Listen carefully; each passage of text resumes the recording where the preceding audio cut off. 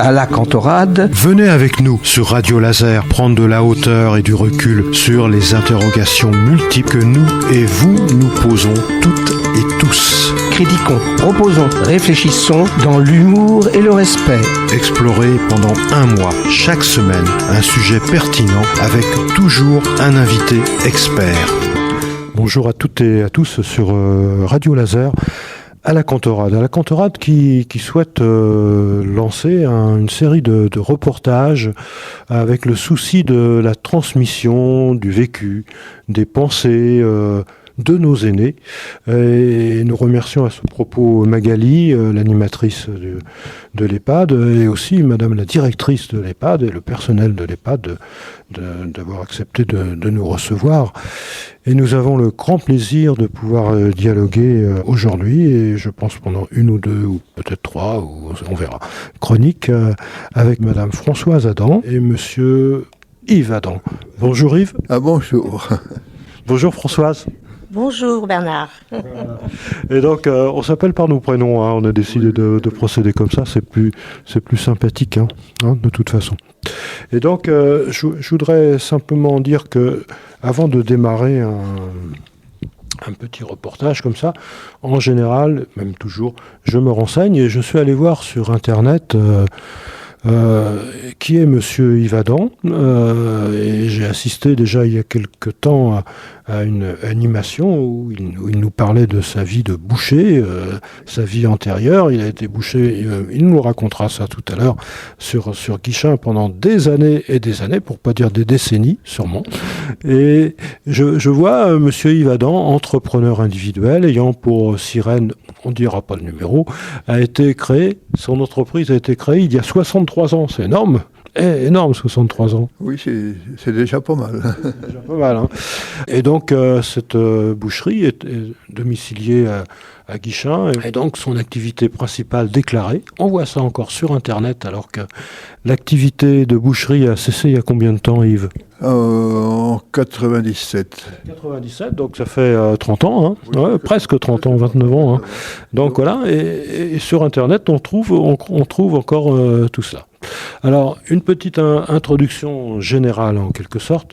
Vous savez que le métier d'artisan boucher est un métier très ancien, très ancien. L'homme est un omnivore.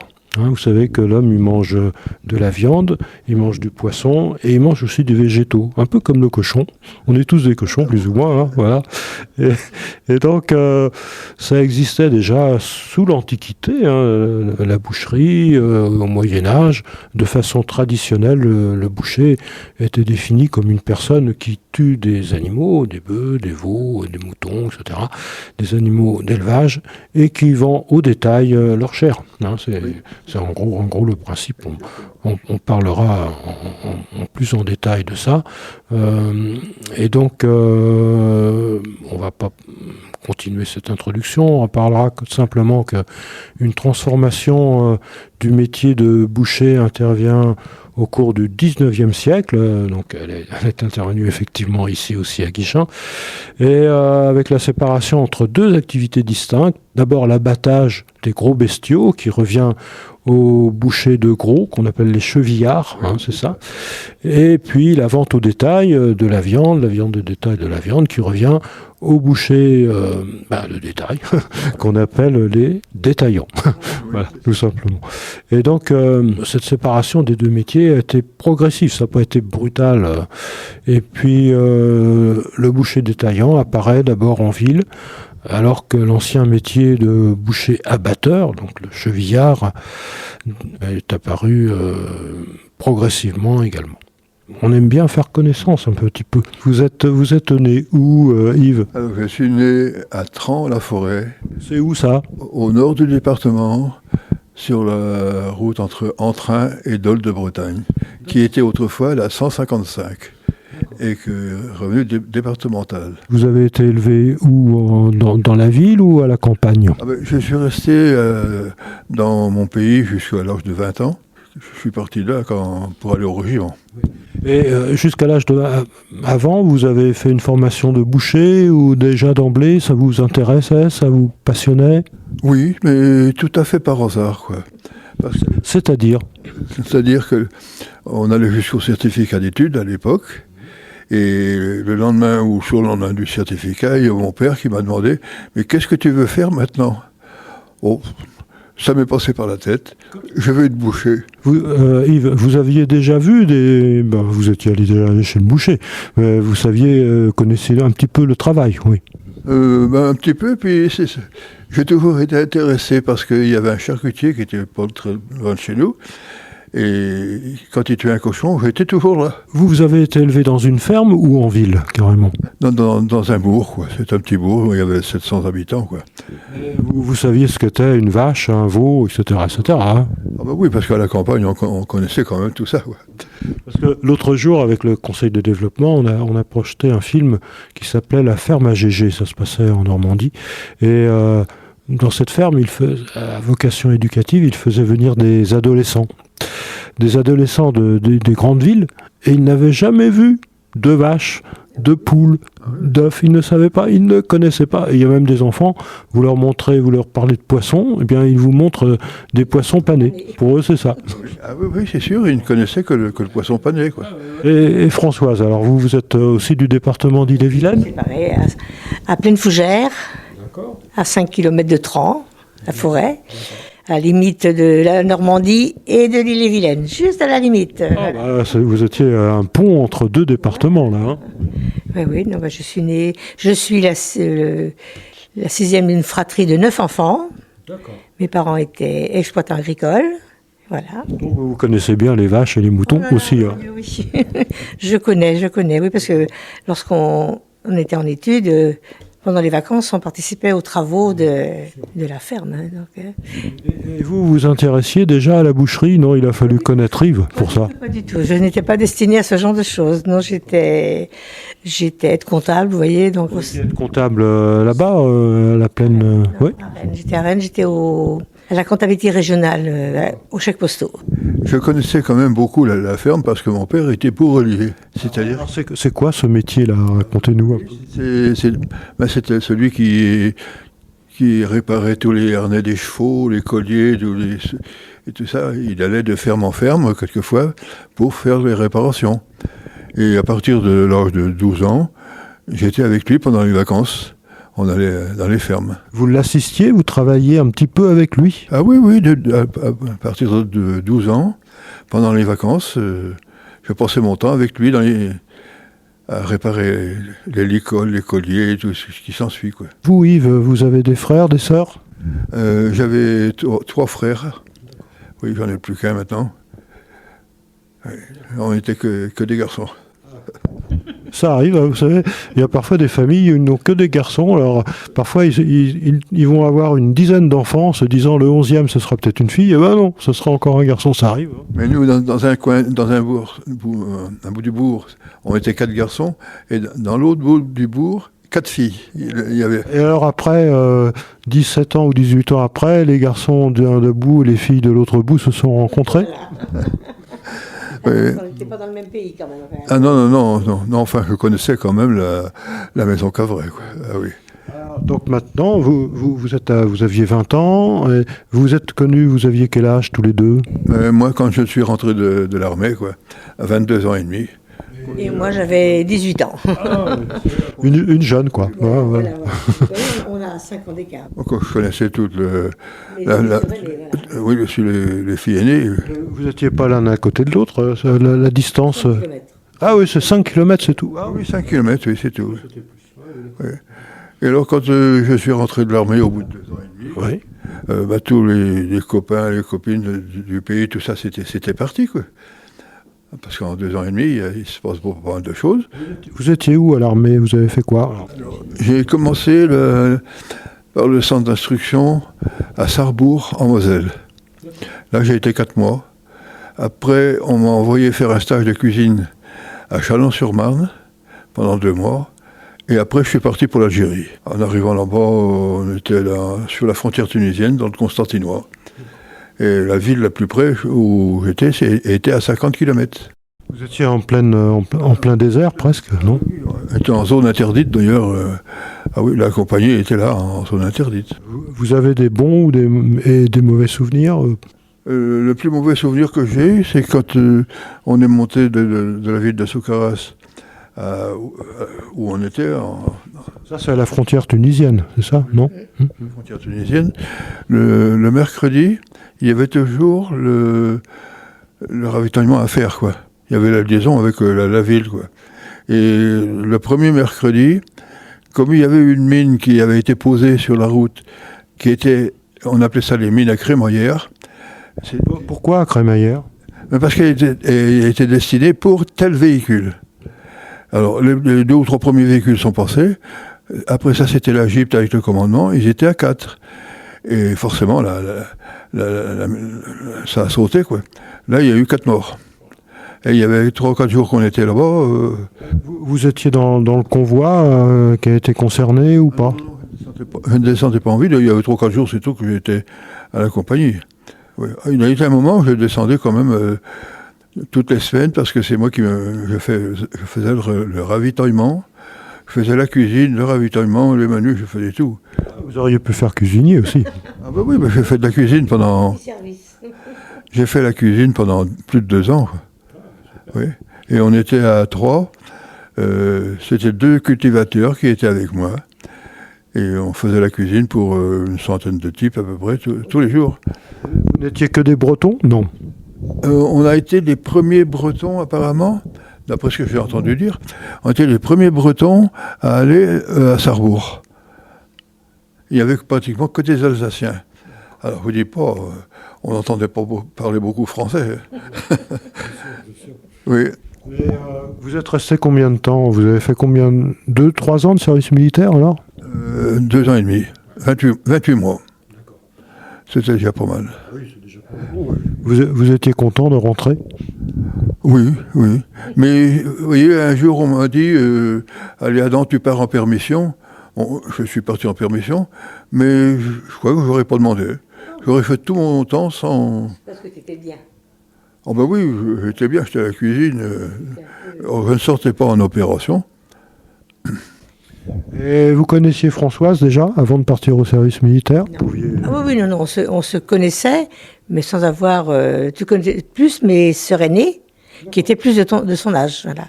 Et puis, vous voyez, en rentrant, ben, j'avais grandi aussi, moi. C'était vous la plus jeune, Françoise? Non, j'avais encore 2 sœurs et un frère derrière moi.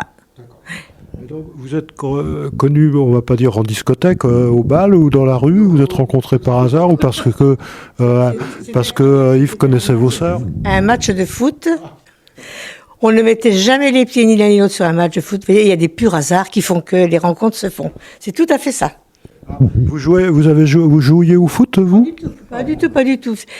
On ne savait pas. J'étais avec des amis, on ne savait pas ce que faire ce dimanche après-midi. On s'est dit, on va aller faire un tour au match. Et mon mari qui n'allait jamais sur un terrain de foot, c'était la même chose, vous voyez. Et c'est comme, je vous dis, c'est un pur hasard, hein, voilà. Et Yves jouait au foot? Ah non. Avec un copain, c'était pareil. Un dimanche après-midi, on ne savait pas ce que faire. Oh, mais on va aller au match à Plaine-Fougère. Et puis alors, à la mi-temps, je me rappelle, on était d'un côté du terrain, puis les filles de Plaine-Fougère étaient de l'autre côté. À la mi-temps, on m'a dit, tiens, on va aller voir les filles de Plaine-Fougère. Et puis on est allé là-bas.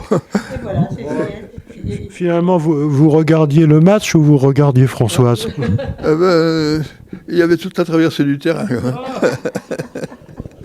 Ouais, ça peut se contourner à un terrain. C'est ce qu'ils ont fait d'ailleurs. Hein. C'est ce qu'ils ont fait. Hein. Nous, on est restés à notre place, c'est eux qui se sont déplacés. On va aller dire bonjour aux filles de Plaine-Fougère. Et vous êtes mariés très vite? On s'est mariés en 62. J'avais 20 ans, juste 20 ans. Et donc vous êtes installé où alors? Alors, je suis venu travailler à Rennes. J'ai travaillé à Rennes pendant 2 ans. Pas dans la boucherie? Ah oui, dans la boucherie, oui. Vous aviez passé un CAP de boucher ou une formation? Je l'avais pas eu. C'est-à-dire que moi, la formation que j'avais, c'était surtout charcutier. Et la boucherie, le bœuf, je ne connaissais pas. Et c'est au régiment, quand même, parce que j'ai tué les bêtes assez souvent, j'ai appris à les détailler. Oui. Okay. Et donc, et vous avez habité Rennes tous les deux, alors, c'est ça? D'accord. Vous étiez au centre de Rennes? Oh non, au Pigeon Blanc. Oui, Pigeon Blanc, près de... Je sais pas si tu vois, enfin, ouais. des étangs d'Apigné. Ah non, non, non, le pigeon blanc, c'est... Route de Nantes, hein, du côté de la route de Patron Nantes. et à l'époque était maire de Saint-Jacques. D'accord. Parce que d'un côté de la route, c'était Saint-Jacques, Oui. et de l'autre côté, c'est Rennes. D'accord, d'accord. Oui, je vois. Maintenant, je vois très bien. Petite question en aparté comme ça. C'est dur de tuer un animal ou pas? Vous savez, on fait ça comme on peut. On y reviendra. Il y en a qui ne peuvent pas voir tuer un cochon. Moi, ça m'a jamais rien fait. Ouais. J'ai été élevé un peu dans une ferme, j'ai vu aussi, hein, donc c'est dur. Hein. Oui. Parce que je suis rentré dans la boucherie à 14 ans et demi. Mais à 15 ans, on avait l'abattoir à l'époque. Je tuais des cochons tout seul. D'accord. Ah oui, oui. Il vaut mieux l'attacher. Hein. Ah oui, oui. Oui, oui. Oh, on faisait ça comme on aurait fait autre chose. On abordera ces sujets-là, parce que là, on regarde votre vie en général. Donc, vous êtes resté 2 ans à Rennes, là? Oui, 2 ans au Pigeon Blanc. Et alors, tout de suite, vous êtes venu à Guichen? Tout à fait par hasard. On est venu aussitôt après à Guichen. Hein. Pour prendre une boucherie? Pour prendre la boucherie, là où on a toujours été après. Oui, oui. Donc, c'était en quelle année, là? En 1965? 63. D'accord. On a commencé en septembre 63. Et donc, votre boucherie était quelle rue? La rue centrale de Guichen? En face Les Halles, rue du Général Leclerc. Ah ouais, juste en face Les Halles. Où se trouve l'hôtel du commerce? Juste à côté. Maintenant, il y a un magasin de je sais pas quoi, là. Oui, c'est ça. Et là, on a été 35 ans. 35 ans. Oui. Ah oui. Ça, c'est... Chapeau, hein. Et quand vous avez pris cette boucherie, Ça a énormément évolué. elle existait déjà? Oui. Ah oui, il y a longtemps qu'elle existait. Et donc, vous l'avez trouvée par hasard ou il y avait des journaux, des publications qui vous indiquaient que telle boucherie était disponible ou pas? Il habitait auprès d'une agence. Il y a des agences, oui. Et, c'était auprès d'une agence mobilière. Et donc, c'est par l'intermédiaire de l'agence qui nous a trouvé cette, Oui, oui. cette Oui. boutique-là. Oui. Et puis alors, j'avais travaillé au Tronchet aussi avant de venir à Rennes. Et C'est quoi les tranchées? de Bretagne. Qu'est-ce que vous faisiez là-bas? La boucherie aussi, quoi. J'ai travaillé chez sa patron. Et alors, comme nous, on n'avait pas d'abattoir, on allait tuer à Plerguet chez un boucher. Et en parlant comme ça, on avait ça. Oh, ben, le boucher de là, il me dit, mais c'est la boucherie à mes parents. Hein. Oui, c'était ses parents qui avaient tenu la boucherie. Qui avait vendu depuis. Oui. Le fils avait pris pendant quelques années. Et ils avaient vendu après à un autre boucher. Et tout le hasard nous a fait qu'on est venu dans la boucherie de ce monsieur qui était boucher à Plerguet. Est-ce que vous pourriez vous mettre à côté? Pas de problème. Ok. Donc, c'est impressionnant, hein, tout ça. Ce temps on fait un petit déplacement pour mieux dialoguer encore. Et comme ça, vous pouvez parler en même temps tous les deux. Vous voyez, en plus, Et à l'époque, la boucherie, c'était pratiquement tombé complètement, quoi. Et alors, le boucher de Plerguet me dit ça. Et pourquoi c'était complètement tombé? Il n'avait pas su. Il ne faisait plus rien du tout, quoi. Non. Il Et n'avait alors, pas su gérer leur affaire. Donc, oh ben non. Ah oui, c'est ça. Il faut savoir. Puis elle, plutôt, et oui. puis elle buvait pas mal aussi. Ça, c'était autre chose. Ça. C'est autre chose. Et alors le gars de Plerguet me dit, oh, il dit, fais attention, il dit, parce qu'ils sont en déconfiture, n'achète pas ça trop cher. Ce qui m'a fait gagner à l'époque 1 million. Ouais. 1 million de francs. Ah oui, 1 million de francs, bah, c'est pas mal. Hein. J'ai baissé. Je ne sais plus quel est l'équivalent, mais enfin, on fera un calcul. Oui, de plusieurs zéros derrière. Oui, ah oui. C'est bien. Oui, oui. Et donc, vous avez relancé finalement. Et comment vous avez pu relancer? En faisant de la publicité? Parce que finalement, si la clientèle avait baissé, il a fallu la récupérer et refaire venir du monde. Comment vous avez fait? Oh, bah ça s'est fait petit à petit, quoi. Mais je me souviens au tout début, j'étais allé chez le coiffeur, et puis on en discutait comme ça de choses et d'autres.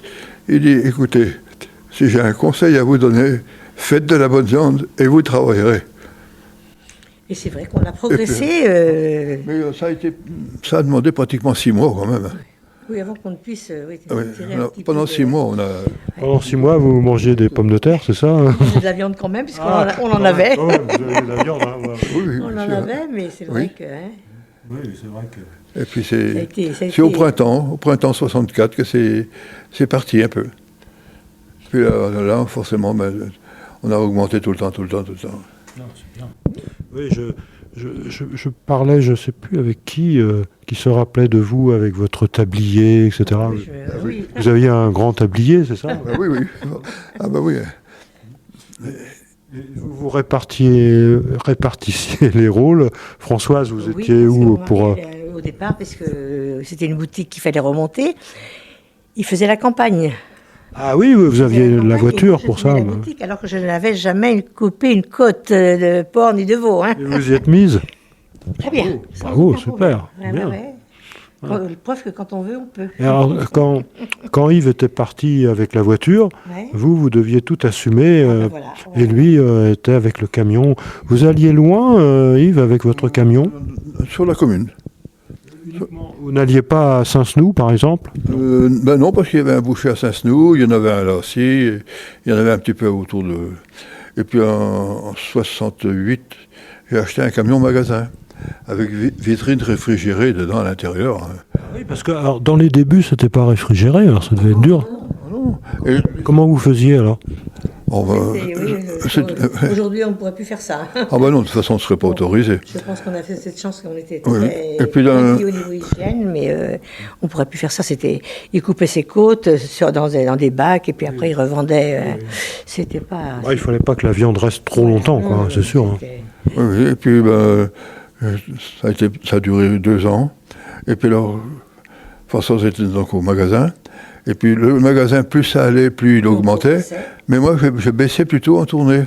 Bon, on s'est dit un jour, on laisse les tourner, et puis c'est terminé. J'ai revendu le camion. Vous aviez un camion réfrigéré alors, oui c'est ça. Ça a dû coûter cher, c'était un investissement ça aussi. Ah oui. Et quand je l'ai présenté à l'abattoir de Rennes, pour que le vétérinaire le voie, quoi. Oh ben, il y en a plusieurs qui sont venus le voir. Hein. Parce que ça n'existait pas beaucoup à l'époque. Oui, c'était pas l'habitude. Hein.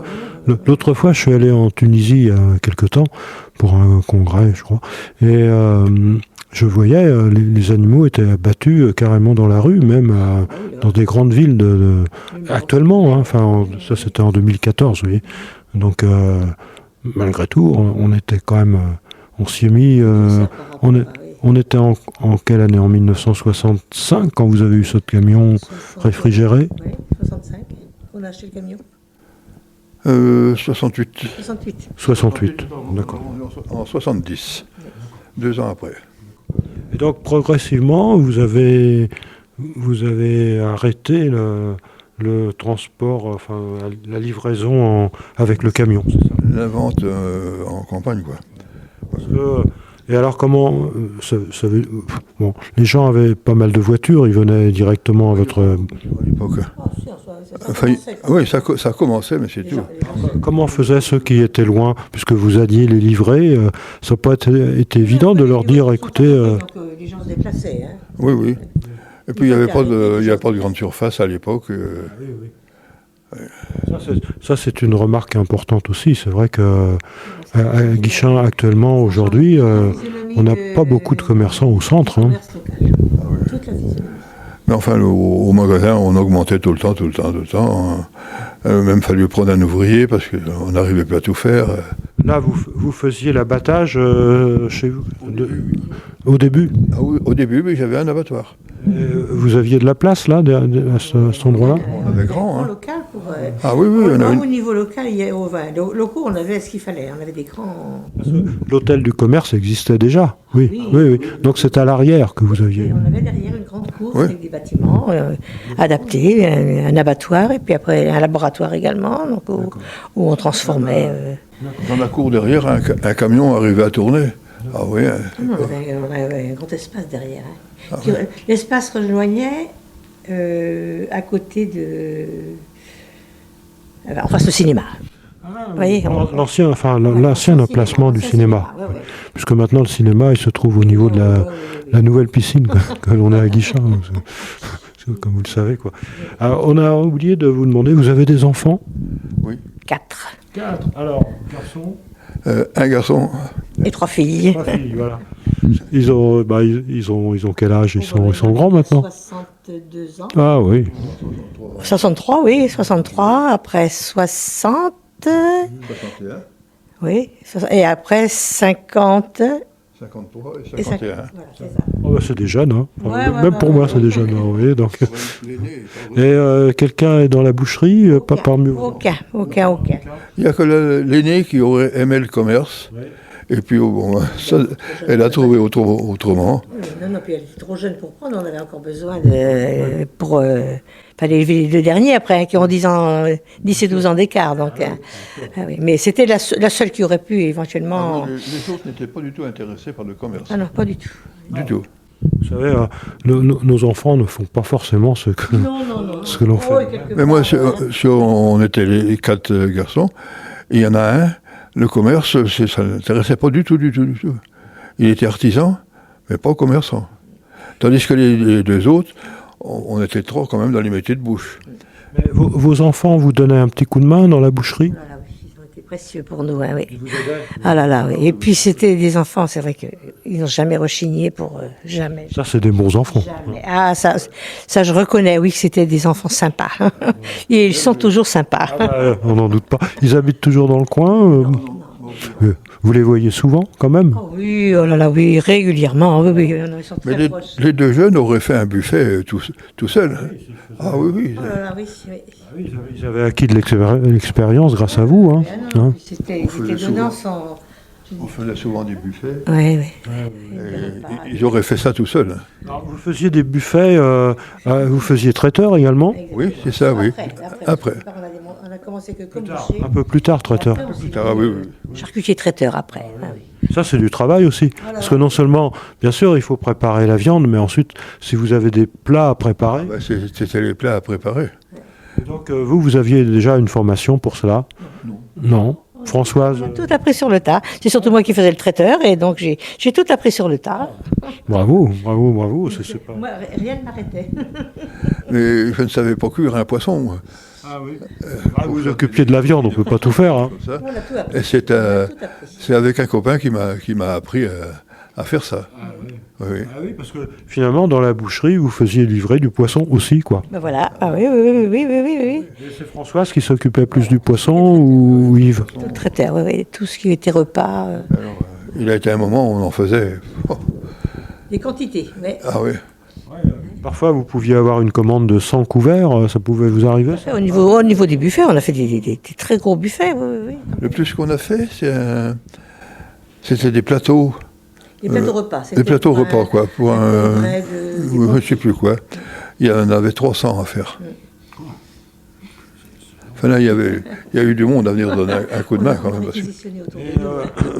Les repas se faisaient, vous livriez, c'était livré à domicile ou dans des grandes salles? On les livrait, hein. Oui, on les livrait, oui. Alors, on a fait une première chronique avec Françoise et Yves, une première chronique de 30 minutes. On a découvert un peu leur vie et je pense qu'ils sont partants. On fera une seconde chronique pour parler de la suite de leur métier, de l'avenir, de la vie en toute généralité, de comment ils sentaient l'époque avant, comment ils sentent l'époque maintenant, qu'est-ce qu'ils pensent de différents aspects, de la pollution, le climat. Enfin, on parlera un peu de tout, c'est-à-dire de vos pensées. De notre travail, on s'est beaucoup investi aussi au niveau de la commune, au niveau associatif, au niveau des écoles. On s'est beaucoup investi, on a fait beaucoup de choses. Mais j'ai trouvé aujourd'hui quelqu'un qui m'a battu au point de vue durée de temps de travail. Parce que c'est un cuisinier ici qui part en retraite. C'était cette Ah oui, de l'EHPAD ici. Et il avait 46 ans et demi de métier. Et moi, 45. Oh, vous étiez très proche quand même. Hein, la retraite a reculé aussi au niveau... Hein, donc, oui. On a arrêté, tu avais juste 60 ans. 60 ans. Ouais. Et puis on a trouvé un gars pour reprendre notre affaire. C'était du bonheur pour nous. Hein, ouais. Parce qu'on aurait Il y a pu... une continuité quand même après. Ouais. On aurait pu durer encore 2 ans de plus. Hein. Parce qu'il fallait trouver l'amateur pour acheter les fonds de commerce à l'époque. Et puis ce gars-là, il est venu demander. Il est même venu... oui. On n'a pas eu besoin de le mettre en vente. C'était bien. Ah oui, parce que ça marchait très bien. Hein. Ah bah oui. Et puis, par des amis à lui, ses amis nous connaissaient très très bien. Quoi. Et ils savaient qu'on allait vendre jour ou l'autre. En tous les cas, c'est un très beau parcours là qu'on est en train de découvrir. Et puis, vous me parliez de votre investissement. On va en reparler au cours d'une seconde chronique. On vous souhaite à tous, à toutes et à toutes aussi, un très très très bon week-end. Au revoir Françoise. Merci Bernard. Au revoir Yves. Oui, au revoir Bernard. C'était un grand plaisir de dialoguer avec lui, avec vous. Nous aussi, c'était un bonheur de pouvoir témoigner aussi, parce que c'est une forme de témoignage. Ça nous rappelle des vieux souvenirs. Je peux vous dire déjà, on peut le dire à l'antenne, que ce qui est enregistré là, on vous en donnera un exemplaire. C'est-à-dire que vous pourrez vous écouter vous-même, vous faire écouter à vos enfants, à vos petits-enfants aussi. Surtout petits-enfants. Et arrière. Et arrière, oh bah là, nous arrière en plus. Félicitations. Voilà. Vous n'y êtes pas pour grand-chose, mais si quand même, vous y êtes, parce que vos enfants existent. Voilà. Si vos enfants existent, forcément. Voilà. Ah oui. C'est vrai qu'on est très heureux au niveau famille. Super. Ah, oui. Au revoir à toutes et à tous, un bon week-end à toutes et à tous. Au revoir.